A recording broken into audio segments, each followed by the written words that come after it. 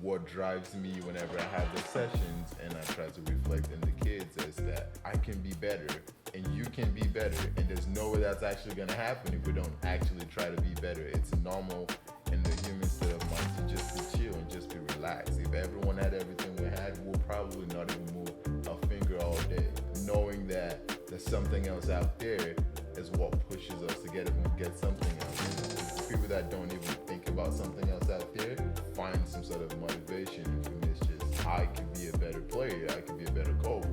You can be a better player, you can be a better listener. So how about we go outside there? You push me, I push you. So it's just that for me that, gets me going, gets me all crazy in the head when we're outside in the field, and it's like, let's go, I love what I'm saying. And, let's keep going.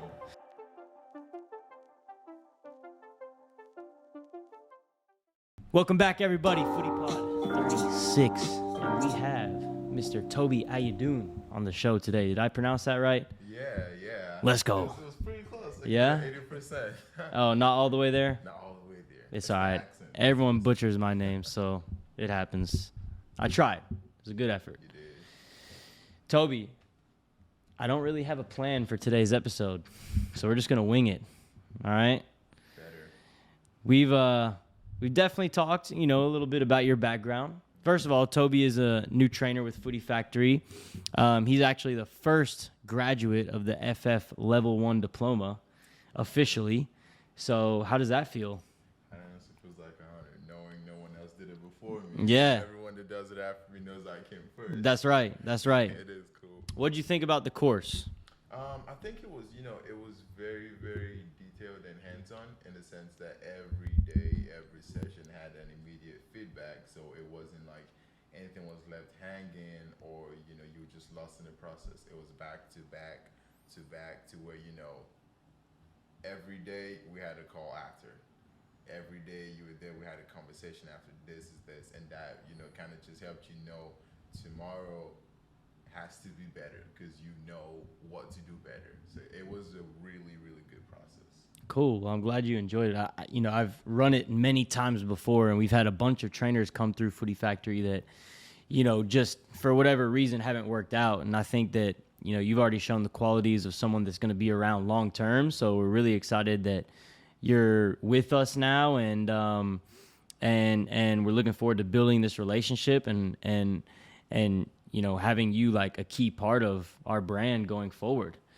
So definitely, want to get to know you a little bit better. We've talked a little bit about your background in the past, but we haven't spent a whole lot of time together just because the way that our model is set up is like we're all independent. We're all doing our own thing, which is great. It gives us the freedom and flexibility to, reach more people. But of course, there are certain things that we just can't do virtually, like have these conversations. So we're going to get to know you a little bit better today, Tobi. Absolutely. And hopefully all of our followers can too. So where in Nigeria are you from? I'm from a very small place in Nigeria. Not very small, we're big people. Ondo State. It's right next to Lagos State, which is arguably the most popular part of Nigeria. Popular in terms of population? Population, it is the most popular city in Africa, I believe, and in like fame. Everybody around doesn't know everywhere in Nigeria, but they know Lagos. Gotcha. Yeah. Is it the capital? It used to be. Really? How do you spell it? It's just like the Portugal one, Lagos. Okay, I got you. Yeah. How did they lose their capital status? How does that happen? They got too much. They had too much of a business traffic and population traffic. They had to move it to somewhere that was less focused on, to where technically now you can say Lagos is still a business capital. Like every company that wants to invest in Nigeria comes right there. And that was like back in the day, that was where the foreigners came through, and that was where all the trading was happening through. But now we have like a separate tiny spots in the center of the country that holds the name of the capital, but doesn't really. It's just the chill spot. But then Lagos is still the traffic. Gotcha. So everybody knows Lagos is still the capital. Knows. Yeah. Deep down inside, we all know Yeah. it's Lagos. Is Burna Boy? Burner Boy. Say that again, Evan, so that everyone can hear you. So did it produce Burner Boy? Burner Boy, interesting enough. I know a few people that definitely would want to hear this part. Great as he is, we have to say Ghana and partly South Africa made Burner Boy than what Nigeria contributed to it. Because most of his life is spent in Ghana and a little bit in UK when he was eventually arrested for, just being a little guy, young guy, being free and, wild. But yes, we'll take the credits for Burna Boy, but nah. But you don't really claim him though. He's from Port Harcourt. It's from a place called Port Harcourt. It's a whole different. It's like the LA of Nigeria, like just the chill spot. Everyone just goes there to wild out. That's where he's from. Gotcha. Yeah. Gotcha. So tell us about your soccer background. Yeah, I've been playing soccer since I knew I could spell my name. Your name's pretty easy to spell. Yeah, you'd be surprised. It took me a while to learn it. But I've been playing soccer for as long as I could know. With the way it works in Nigeria, we had a weird relationship with sports in Nigeria to where your parents would buy you a soccer ball, but then they would whoop you if they found you playing soccer. It was a very reverse relationship. My dad bought us soccer balls and we're like, yeah. But then if he came back from work at like 5 p.m. and you were outside playing soccer, you were in trouble. You just started to run for no reason. That seems a little counterproductive. It was really messed up. But whenever we did get the opportunity to actually go outside and play on the streets, yes, we didn't wear shoes. There wasn't any reason to wear shoes. But you would be like the little kid in between adults, and because you wanted to play, you didn't mind whatever position they put you, and that would mean that you would most likely be running the entire game, but you loved it because you were just playing. It didn't matter. But yeah, been playing soccer that long. Didn't start to understand fully what soccer meant until maybe I was like 11. And then I actually became a full-time center back because my coach at school realized I was the smallest kid in the class, but probably the most hardworking on the team. The biggest at heart. Nobody was getting past me, and if you did, I was going for the leg. And if we lost, it was something else because I would spend like the first 30 minutes just crying because I couldn't yell at anyone. I was too small to yell. You were the smallest in your class? I was the smallest kid in the class. I didn't have the growth boost until 3 years ago. I grew over 5 inches tall and like 60-something pounds. Oh, man. The little kid. What you been eating, Toby? A lot of there's this protein shake. I forgot the name. My coach at Berkner, he told me I went and tried out freshman year. He said, "What position do you want to play?" I said, "Center back. That's all I know how to play." And he just looked at me. He was like, "You can't play center back on my varsity or JV team." I was like, "Why?" He said, "Look at you. I was 5'7". He said, "You're 5'7". You're barely 140 pounds." I was like, "Coach, I could chase anyone." He was like, "No, go figure something out. Whatever the case, you can play on like the JV2 team." I was like, "No, bro, no." I went back 2 years, came back junior year, tried out again for him. First day of trial went great. I had the assistant coach walk up to me and say, "Hey, Toby, just show up the remaining 2 days. I can guarantee you a spot on the varsity team." And I was like, "Thank you." Finally, came second day, pulled a bicycle kick, dislocated my foot. And that was the end of tryouts. So I just ghosted the second day of tryouts and the third day of tryouts and didn't get a spot on the team. It was jacked up, had to recover. Came back my senior year. I was like, I got to earn it this time around. And I did my best, showed up, did everything. At this point, I was starting to integrate into a winger and occasionally a fullback. And because I picked up speed along the way, I picked up stamina so I could actually go through the field and just keep working back and forth the whole game. And went to tryouts, did everything great. And he told me, this was a new coach this time around. He told me, "I'm new here and I really want to give you a spot, but I can't take that gamble against these kids that have been here for 3 years because if we're not doing well, they would expect me to kick you out first. So I want to keep you on the team as a team manager." that term flattered me for a little bit because I was like, oh, team manager. But no, it just meant you're like the ball Water boy, boy. water boy, and you're like the motivation of the team because he told me my energy was high. Even though I wasn't playing, I was on the bench, telling guys, you guys, we could do this and all of that. And I was like, I'm not going to see the insult part of that, but I'm going to take this like an honor.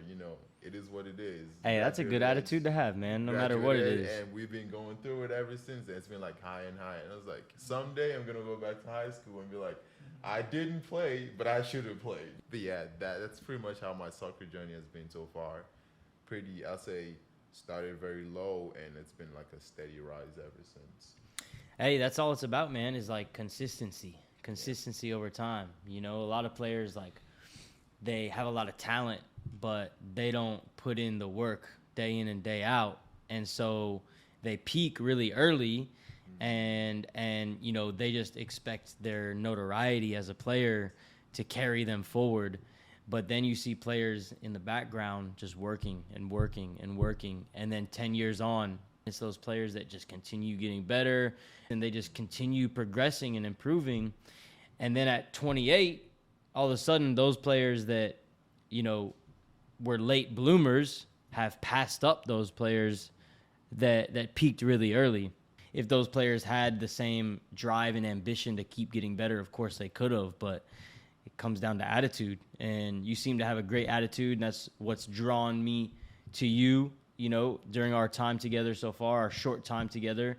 You have a lot of energy, like you said, and that reflects in your training sessions. And so, for you, like, what do you consider your main motivation to now training and doing that part? Yeah, honestly, I feel like what set the pace for me was also meeting, you guys already on the team, seeing how you guys handle things. It wasn't a slouchy manner, so that kind of set the expectation for me. These guys are go-getters, so if you're joining them, you have to take the best of your abilities and come amplify it here so you can actually belong where you are and not feel lost. And normally for me,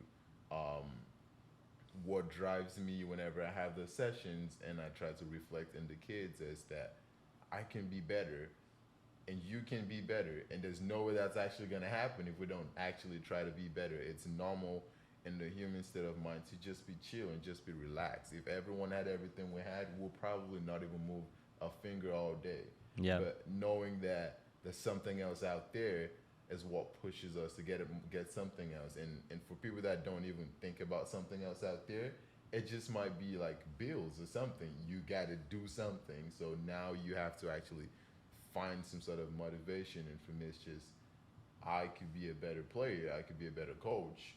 And you can be a better player. You could be a better listener. So how about we go outside there? You push me, I push you. So it's just that for me that, gets me going, gets me, all crazy in the head when we're outside in the field. And it's like, let's go. I love what I'm saying. Let's just keep going. So for you, it's mostly just about the continuous development, mostly as a player, which translates to your, passion for training too. Is that what I'm hearing? Yes, absolutely. Absolutely. The growth that is the room that there always is for growth, and knowing and acknowledging the fact that there is room. So why not fill up that room? Yeah. I mean, anybody that leaves anything on the table, it's a tough thing to look at, right? Yep. The worst thing is looking at a player who has all the talent in the world and they just never reach their potential. I mean, there are professionals like that, which is crazy to me. It's like, how, because they truly just like, maybe they just don't have the passion for it. They don't really want to be the best that they can be, but they're just using their talents to take them as far as they can go. But I think in anything that you do, like, you have to have the passion for it if you want to maximize your own personal potential. Evan posted a picture of you on our Instagram the other day. What was the caption, Evan? It was think like a gardener, work like a carpenter. Explain that for us. So it's on the website, and I know you typed that up. But for me, what it thinks about is obviously, like, when you're a gardener, there's a lot of preparation into what you do. I mean, I'm not a gardener myself. I don't know if you guys tend to do it, but I know that Haven't planted a plant my entire life. There's a lot of stuff, like certain stuff only grows in this temperature and certain stuff needs this amount of water. Some stuff can only grow by this, can grow by that. And so, I mean, it kind of comes down to, you know, like talking about when like you're planning a session and kind of stuff like that. And then just to work like a carpenter, I mean, just with those, anything from making cabinets or anything like that, like it's very detail oriented, because if you get one measurement kind of wrong, then everything else might kind of go out of whack. And I think that's the same thing in a sense when you're focusing on a session or you're trying to help a player grow. Because if you skip over some small detail at the beginning, whether it's something about them passing or dribbling or anything like that, then they won't be able to do anything else towards the rest of the session, or they won't get better if you skip out on the other stuff. So I think it's just about, you know, really being detail oriented in what you do, and then making sure that when you're executing it, you're following that plan, in a sense. And I mean, I know whenever you kind of hopped on board with us, that was whenever I kind of got injured, and luckily I was able to pass some of my players on to you, and they had nothing but good things to say. Like, I know you work with Jackson, that's someone that we've worked with for a while, and even just seeing the sessions that you put him through was super cool, because it's like, I like the stuff that you did with him. It's stuff that I don't do when I train, because I kind of focus on some other stuff, but it's still stuff where like it's important that they do it. And so kind of you hopping on board, talking about the passion that you have and like the route that you came and the road you came, but wanting to grow in it with us, I think is a really cool thing, because we all kind of have the same philosophy that we all do, obviously with the coaching course and everything like that, but my session's going to be geared around one thing, and it could be the same as yours, it could be the same as Sean, but the way we kind of execute that is going to be a little different. Mm-hmm. Yeah, like we do have a clear training methodology and style with the way that we want our training to be recognized, but of course every trainer has their own voice and their own way of doing things, and so we have that freedom and flexibility within the structure that we've built. We're looking for people who are disciplined, who have that commitment and are loyal to us, of course, because we put a lot into you, and we just want to make sure we get that same energy in return. And we see that in you, and you know, we like the work that you've done so far. And like Evan said, like we've already gotten a lot of personal reviews from people. We just got to turn those into Google reviews now. But you know, you're doing a good job for sure.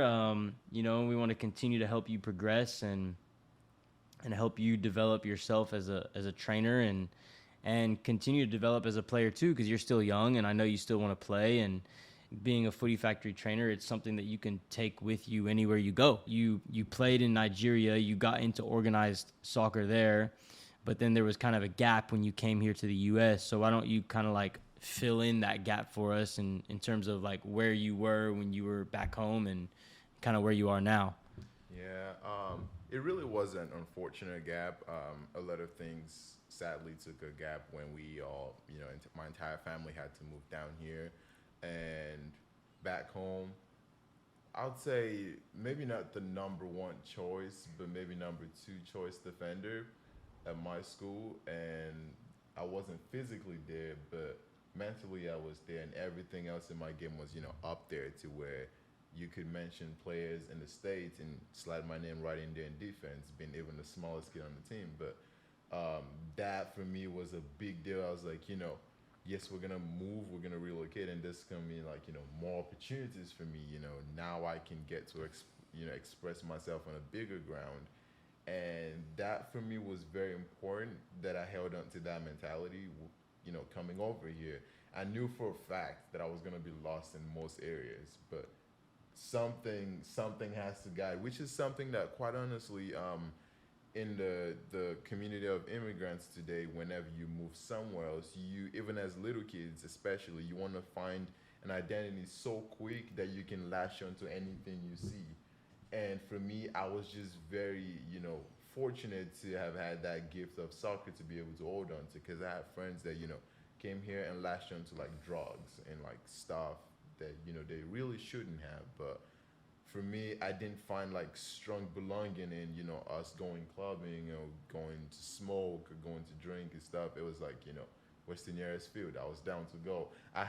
It took us like a year and a half, like 2 years for me to actually get my first cleats which was actually a gift from one of my friends, and it was a cleat from Walmart. I didn't care. I wore it to Was that every field there what was. brand is that? It The was, Bryna? Is that right? No, no, it was I'm pretty sure I'm gonna remember. It was two names. Dream Peers.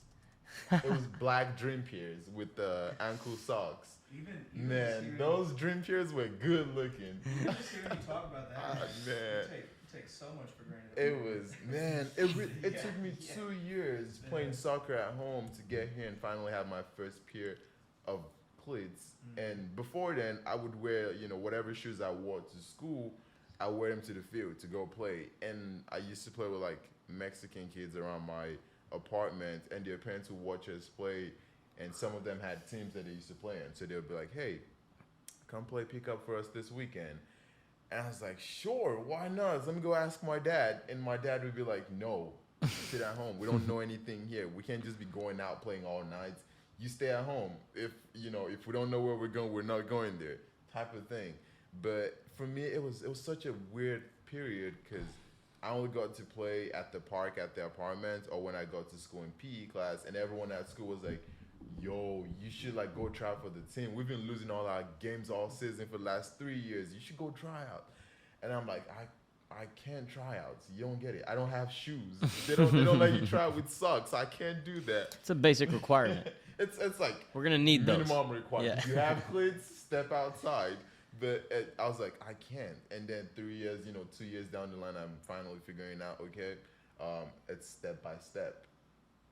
Get yourself used to the culture, understand what this is, understand what that is. So when you present yourself, you know what you're talking about. Hey, coach, I play defense. This position specifically, this is what I can bring to the table, not just, hey, I don't know much, but I know back home I could go 90 minutes without anyone getting a goal, getting 20 tackles. And it's like, yeah, that's back home. What can you do here? But that transition took a period of adjustment for me. I was just fortunate enough to not give up within that period and, pick on something else to, like have fun on or like, spend my childhood on. But that soccer, like a lot of people out there can testify to, could be, a guiding light that could keep you on the right path. So how old were you when you moved here? I was 17 when I moved here, but I wasn't 17 up here. So when you moved here at 17, what did you go in as a freshman in high school? Or was Yeah, surprisingly. Oh, wow. Back home, you would have already been done with school at 17 and going into I think I turned. I was done. I was done with school. I was like, yeah, we're going to university. And then my dad was like, no, we're going out of the country. I was like, even better. Very great counselor at school. And she was like, do you think you want to like enjoy the slow pace and catch up with your life, or do you want to like get back on track? I was like, bring it on. What you got? And Yeah. she said, okay, we don't do this, but I can put you up with all dual credit classes and all AP classes as a freshman. And I was like, bring it on. Every class I took as a freshman was AP and dual credit classes, and no freshmen were allowed to do that. Normally they say you can't. I did it, and the next year, I never had the sophomore year. I went straight to junior year. So she was like, you did it. I was like, yeah. And it was great for me seeing that, hey, even here I can still keep up with challenges. So that was a big gap for me where I was like, and then, jumping into junior year, having a whole lot of crisis going on mentally. I completely lost myself. But what I really never lost was that identity that I had in sports. And even when I didn't know what to do, I never really found myself, sad all day and going out to smoke or anything, just sad all day.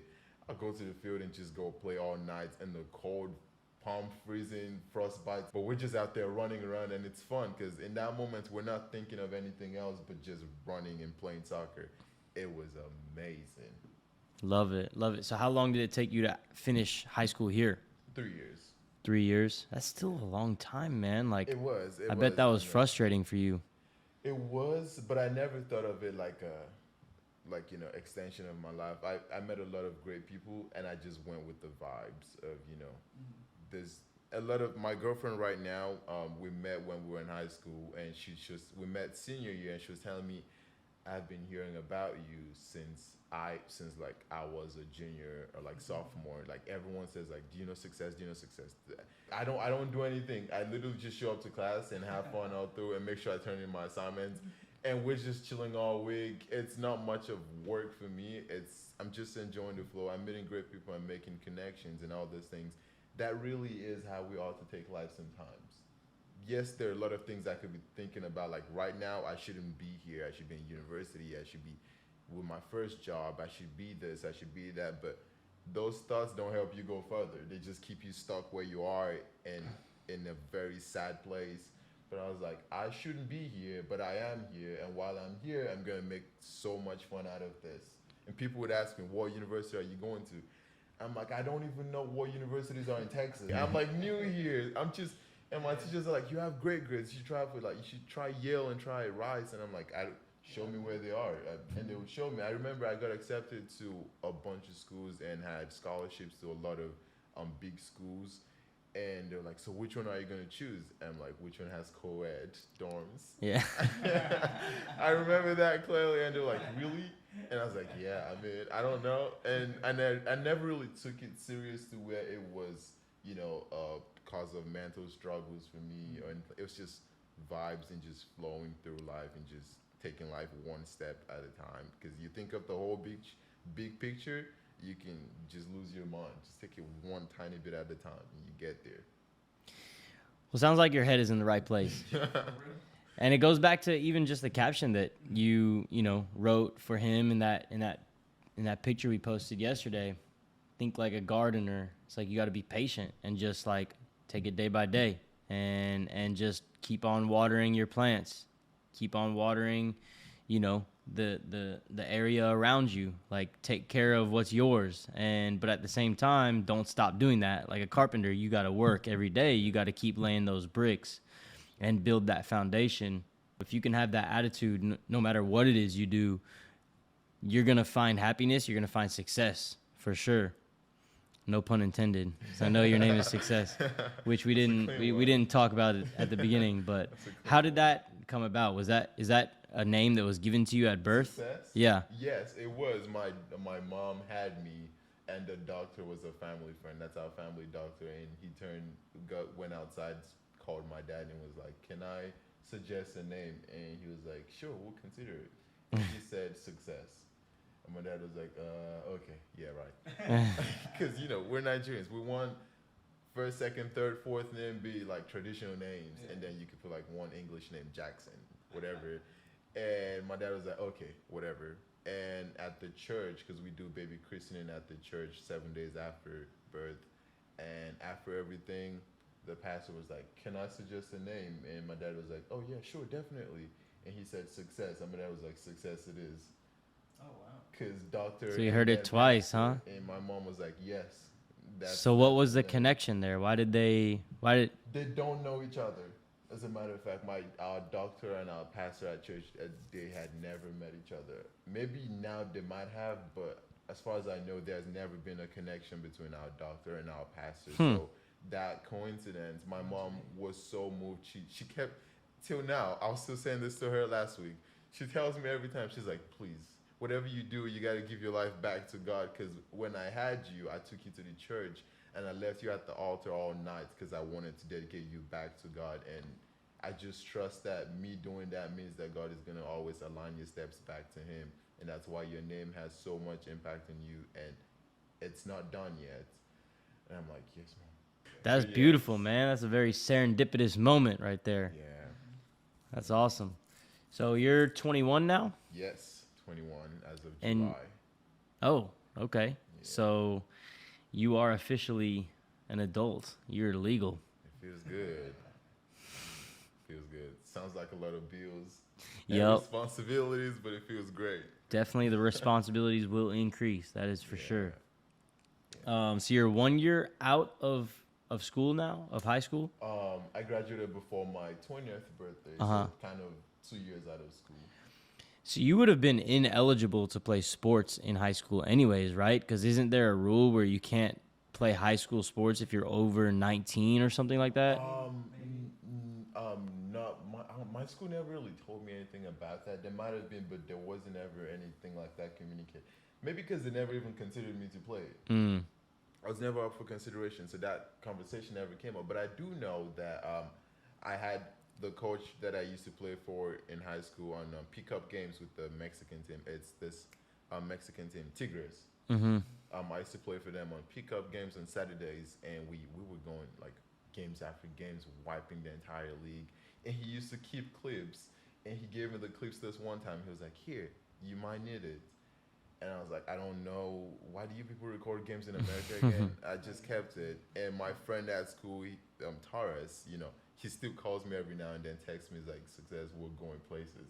I'm like, "Me and you, bro. I hear you." He used to play football, so he was used to the, getting the huddle videos and uploading them online for colleges. And he told me about uploading those videos, and I was like, okay, I guess. And we did it, and we got a call within a month or two from Missouri State University, or Southern State Missouri, one of those, I don't know, whatever the name. And they had like a full ride offer. And they were like, "Here, this and that, you're a junior, just take this exams and take this exams, and we can hook you up with like agents and stuff, so you have like a player profile and all of these things." And I was like, "There's too much English going on here. I don't know what you're saying. I want you to speak to my dad and my godfather." And I had both of them sit down. They had a conversation, and they were like, "Okay, so this is what this means. You're gonna go to our school. You're gonna have full ride for all 4 years, whatever measure you want to have. We're gonna have it all paid out. You're gonna study, and we're gonna cover everything. But you're gonna play on the school team, and from there, if you wanted to go pro, you have enough background to go pro through us." And I was like, "This sounds great. I'm just hearing soccer, soccer, soccer." And my dad was like, "No, I'm hearing all of this, but I'm not hearing how he's gonna become a medical doctor. I'm not hearing that." And I'm like, "Dad, please." And he's like, "No, I'm not hearing. All I'm hearing is money, soccer, money, soccer." He's like, "No, I didn't bring you here to become a soccer player. I brought you here to become a medical doctor." And I'm like, I guess bye to scholarship. But I did have a full ride offer as a junior in high school that we had to wave goodbye because of, I would say, some level of the family's ignorance to opportunities out there. And quite honestly, I feel like a lot of kids are on that table. You see so many kids out there like just grinding, and you're like, "Do you play for any teams?" And they're like, "No, we just do this for fun." You should, and you should understand how you can maximize that potential. But now I have that conversation with my dad now, and I'm like, "So you want to pay a few $1,000 again for me to go become a doctor?" And he's like, A few thousand. Talk like, about like hundreds of it's thousands. almost 600. It's Yeah. almost 600,000 to become a medical doctor over 12 years. And he's like, "Anything you could do, any financial assistance you could grab to bring in here, I welcome." But it's not something we beat up ourselves over anymore. We used to in the past, where I'm like, I could have been there by now. And he's like, "I'm sorry." I mean, you're still young enough and to where it's not off the table. You just gotta put that out there again. And if you put that energy out, it'll come back to you. But you're right. There are a lot of players who, have some raw ability that just needs to be tightened up, but they've just never been in an organized system, and they've never been given the guidance to understand like what steps to take to get themselves to the next level. And so, for me, when I see players like that, it's like, first of all, you just got to keep training and keep getting better. And from there, doors can open up, So what advice would you give to a player like that who is basically yourself? Yeah. What advice would you give to yourself? Yeah. Quite honestly, it's a lot of things could be very distracting. If it doesn't make you better, you probably shouldn't be doing it. If it doesn't pretty good advice. If it doesn't get you to a better place, you probably shouldn't be there. If they're not better than you, you probably shouldn't be spending too much time with them. Because I did a lot of that. Initially, I realized how much I could play soccer than some kids around me, and I wanted to hang around them more because they made me feel better.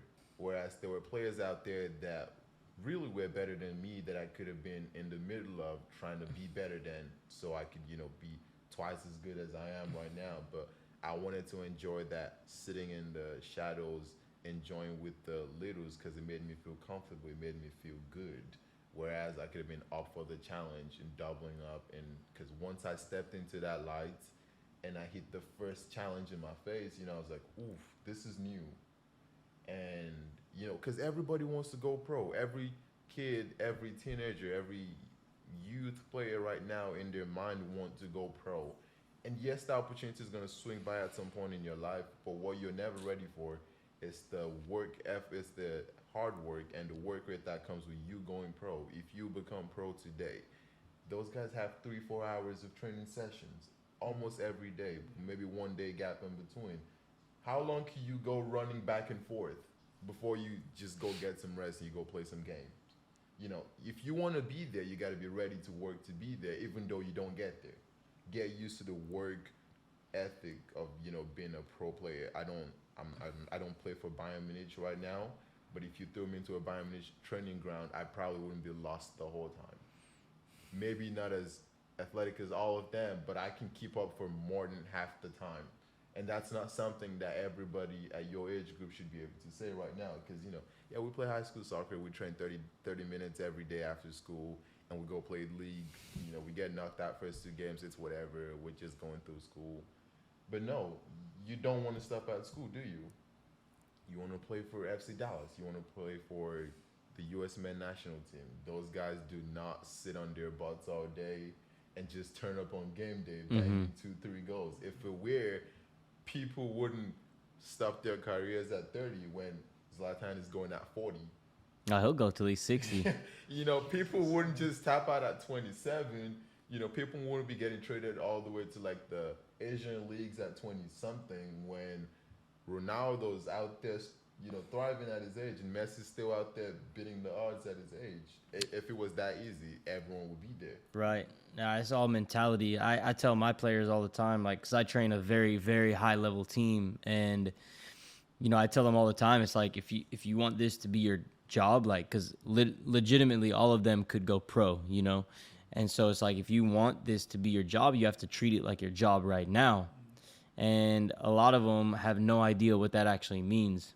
And so it's like what you were saying before, you didn't want to necessarily hang around like the best players because maybe they didn't provide the best example of how to improve yourself because they're not necessarily doing all the things that they should be doing to improve themselves.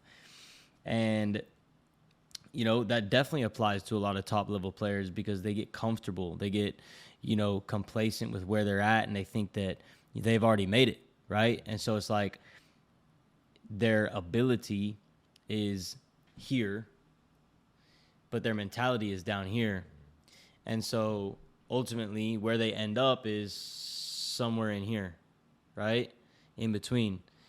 And I actually saw, I guess it was a video or just a quote from Jurgen Klopp today where it was like someone asked him how come he never made it to like the first division because he never played first division football. Like he was always, playing in the lower leagues. And he's like, I had fourth division talent, but I had a first division mentality. And so the result of that is second division, right? So he took himself much further than he was supposed to go because he had this. And if you have that, you can really go far. And it's just about, staying consistent and staying, away from distractions. Like you're saying, like if you want to use Zlatan as an example, first division talent, first division mentality. So he's going to play at a high level forever. Ronaldo, same thing. Messi, same thing. He's not a gym rat like maybe those other two are. He's developed his body more over the past few years as he's gotten a little bit older, but he's always had the right mentality in terms of staying away from distractions. Like you never see him in the news like going out getting into trouble. Like he's been with his wife now since they were kids. He's a family man. He's dedicated to what he does and he puts everything into it. And that's what it takes if you really want to achieve success at the highest level. And it just goes back to what we said before, like the worst thing that you can see in someone is having all the potential and never actually realizing that potential. Like that hurts my heart to see right there. Yeah, that definitely is because, a lot of times you see players and maybe now they're all aged up and they're in 30s and stuff, and it's like, man, if I had just done this. And funny enough, I recently realized that most of the players that I met that were still good in their 30s and stuff, and I was talking to them, why didn't you go more? Why didn't you do like more? Because if you could play this good right now, why didn't you do more back then? And somebody actually told me something, the funniest thing I ever heard. He was like, you know what killed my career? I was like, what? He said, stretches. I never thought stretches were important. I was like, what? I was like, really? Like, all this talent and what kills you with stretches? I was like, yeah, I just never stretched.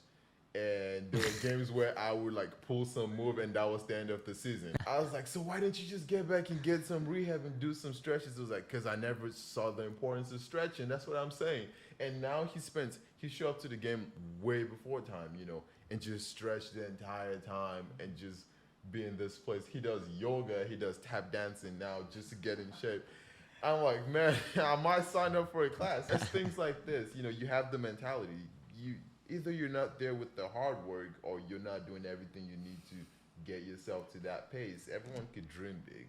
Dreaming big is not the challenge here. Living that dream, bringing that dream from the sleep stage to being your reality is where the challenge comes in. Yeah. Like if you close your eyes, you could probably picture yourself in the Camp Nou right now, Champions League finals, trophies sitting right there. It's 90 minutes between you and that trophy. If you close your eyes well enough, you could get it done.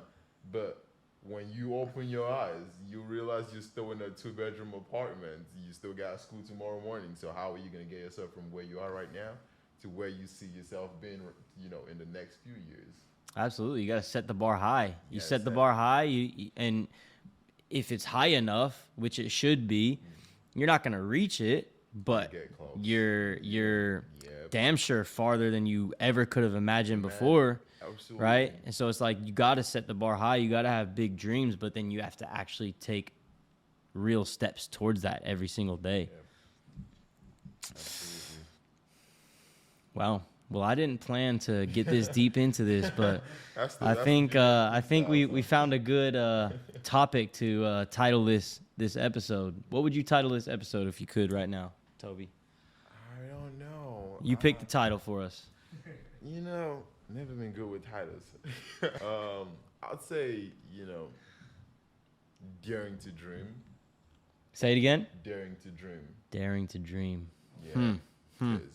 Because looking back at just everything that we've touched on, it's so much of how can you get yourself from a very unexpected background to somewhere you didn't even picture yourself, and you're still on the rise, believing that it's not over yet and still going. Because not only is there a message in this episode for kids out there that they're entitled to opportunities, there's also a message for kids that are not entitled to opportunities, that don't have it readily available, to know that I came from a small town in Nigeria and I am somewhere right now that is not exactly where I dreamed to be, but it's getting me closer than I ever was. And you can still be here and be in a position to where, yes, you're better off many other kids around the world. Leave that. Just focus on yourself and just grind, because if you're not there yet, you're not there yet. There's nothing else to say. If you're not there yet, you're not there yet. So why are you stopping? And when you're there, you got to stay there. So I remember my mentor actually told us this once. He said, being efficient gets you there. Being consistent keeps you there. I could do it well enough to earn that spot, but how long can I keep that spot my spot? We have goalies now. We have national teams that literally calling up players to the World Cup, and they have the worst nightmares because, like Spain, you have Unai Simon, you have De Gea, you have all those people. Or Germany, you have Ter Stegen, you have Neuer, and you're the coach, like, who am I going to start? And literally all you got to think about is who had the best season, who showed up for their clubs the most. Who's in form. Who's consistently there, and you're like, yeah, but he's won, goalie of the year twice. Yeah, where's he now? What is he doing now? His time has passed. He's no longer consistent. He's no longer there, So I want to get there, and when I get there, I want to stay there. So that mentality is something that everybody over the board can hold on to. Kids that are nowhere right now, you want to get there. And when you get there, you got to stay there. And if you think you have something right now, you still got to get there. And when you get there, you got to stay there too. That's money, Toby.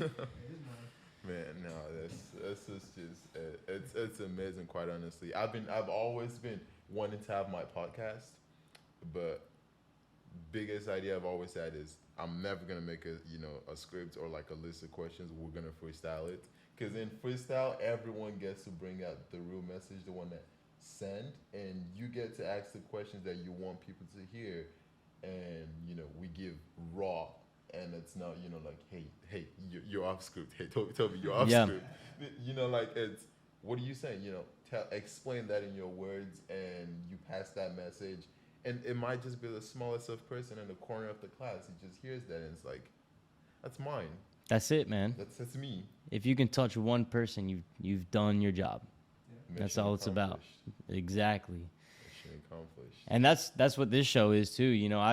We've gone through periods where maybe we try to like plan things out a little bit too much, and you can definitely get in to some subjects like pretty well that way if your thoughts are more organized, but also it's like it kind of limits your creative thinking in the middle of a conversation. So I definitely just wanted to like sit here and just talk and just see where it went, and it's taken us to good places. Like, I love your energy. It's infectious. It's contagious to everyone around you, and you're already starting to affect like the players that you're working with in that way. So, for those that you have not yet worked with, and I know you're gonna get more, what message would you give to them? Why should they come and train with Toby?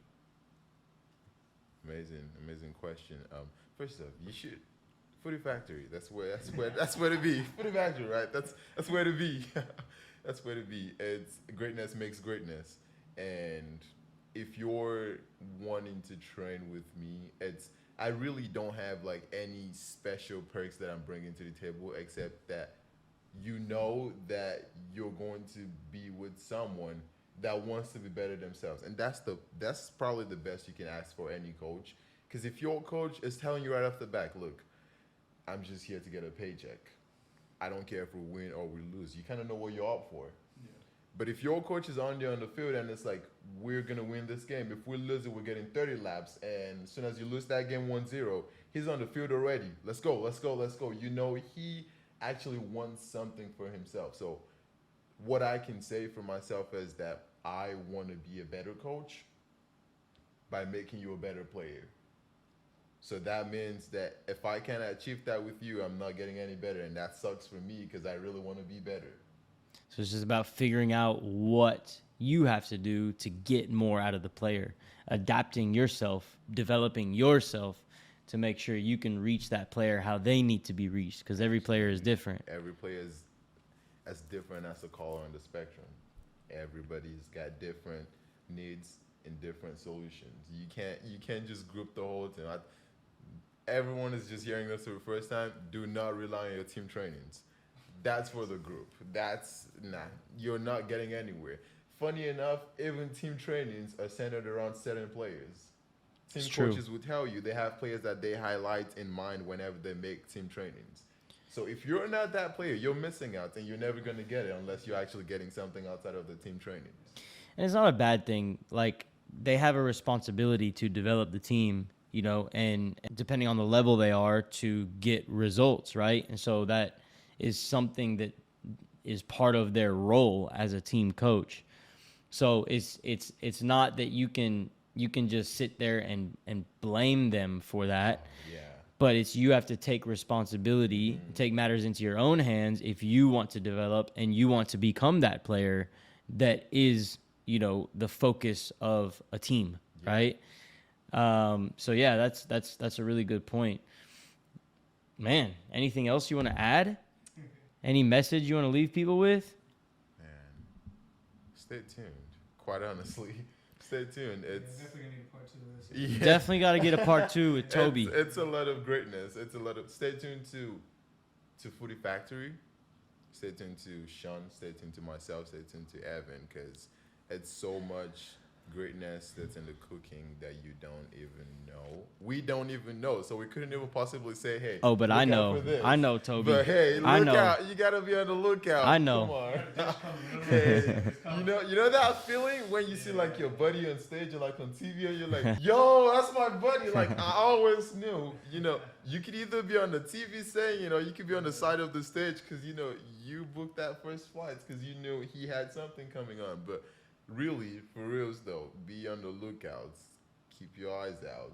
Either stay tuned in, stay tagged along with us right now, or you can just hang around till you got to see it from someone else's phone. You're gonna see it eventually. You're gonna see it eventually. We're about to be global. Right Might take some time, a few years, but hey, we're gonna keep on moving forward, and that's what it's all about. Absolutely. And that's what this whole episode ended up being about too. Yep. So it's funny how it all comes full circle, but. Hey, if you guys are out there looking for personal training, group training, team training, online training, we have training specialists around the entire DFW area. If you're someone who wants to get into training or you are developing your own training business in another part of the country and you need some help or you just want to reach out and connect, let us know. We got a lot to offer. But if you're looking for Toby as your next trainer, that would be a smart move. So go ahead and hit this man up. www.footyfactory.us. Yep, my DMs is always open. Slide in those DMs. Success Ayedun _ in between, right? Yep, it's gonna be in the captions of this video. We're gonna slide that in the description. We'll put it right there. Guys, this was FootyPod number 36 with Tobi Ayedun, our newest staff trainer at Footy Factory based in the Richardson area. So if you are looking for some training, make sure you hit him up. And we'll definitely have to have you on again soon, my man. Yeah, definitely. I look forward to that. Thanks for your time. And go ahead and like, subscribe, share if you like this episode. That would be much appreciated. Yep. We'll be back next week. Peace. Peace.